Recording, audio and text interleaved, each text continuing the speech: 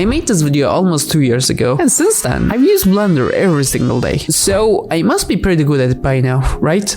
Wait, does that mean all my effort and work went to waste? To be honest, I really don't know. It's really difficult to have an objective opinion about my own work. Therefore, I want you to be the judge of that. So with no direction to follow, what did I do to improve after my 100 hours video? I simply modeled my comments and made fan models of YouTubers I admire. At first, I struggled a lot with the body proportions and hands like every other artist. You can clearly spot how clueless I was if you look at their hands. They're literally just blobs. And do you know what else got my motivation boosted? The indie games. You see, Hollow Knight was the first Metroidvania game I ever played, and I quickly fell in love with it. Except you. I hate you. As a result of that obsession, I modeled the knight as my first ever game character, and following that confidence boost, I modeled Nico from One Shot. It's a great game, by the way, go play it. Would you look at that? I even had the background this time instead of just slapping a solid color behind. Wait, what is happening? I'm feeling something. Am I actually feeling confident with my skills? And that confidence instantly got shattered when I tried to make some models for my game. I mean, look at these! It's all just cubes! It's fine. I just need to learn how to make game assets. I mean, how hard could it be to make some small objects? Guys, you won't believe me, but it wasn't hard at all. I'll tell you why it took me 5 months in a bit. But first, check this out, I need to brag about this. This camping pack has like 30 props in it, and I think we can all agree that it's an upgrade over this abomination. Yes, it's not perfect, but you know, you gotta start from somewhere. And with that blind confidence, I decided to make my next asset pack a little bit bigger. How much bigger, you ask? I basically said, double it and give it to the next person, because instead of 30 props, I made over 60 this time. And after I spent 2 months on this facility pack, I came up with a brilliant idea. What if I sell these packs on the Unity asset store? I mean, I gotta earn some bread somehow, and with the schedule, it's just not gonna work out. So that's exactly what I did. And I ended up earning enough money to buy 18 packs of catnip. I was originally not planning to make any more asset packs and just enjoy my catnip. This might sound random, and it is. I found out about Gravity Falls in one evening, binge-watched the entire show in a single night, and got hyped about making a whole ass scene about it, which ended up looking like this. Pretty cool, right? Disney, please don't strike me. With that done, it was finally time to work on something else. Well, that was the plan until something unexpected happened. Silksong came out, and as you can remember, I'm a huge Hollow Knight fan, so I kinda threw everything aside until I 100%ed Silksong. Anyways, after sinking 100 hours into Silksong in the span of 2 weeks, I had to start making models again. And do you know what's the best way of mixing my Hornet-filled brain with my models? It's not like I can spend an entire month just modeling Silksong characters, right? Anyways, I started with Hornet herself while listening to this song.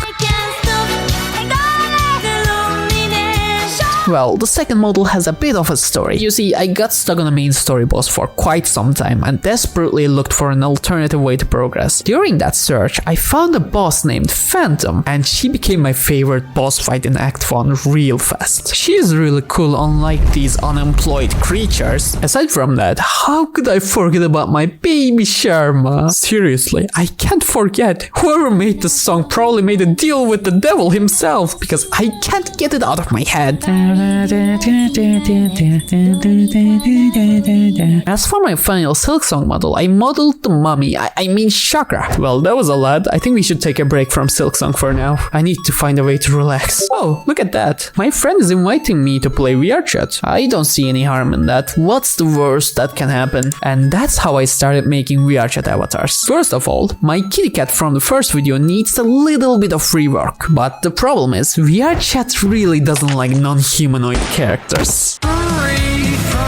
That's why I'll have to do what Nintendo does with their furry baits and make him stand on its 2 feet. Oh my god, I look so disgusting. Oh my god, look at these thingies. Oh, I am so naked. Look at me. Oh my god, I have no eyebrows. Where are my eyebrows? He looks so traumatized. I hate this. Look at the brush strokes. Look at those spaghetti noodle arms.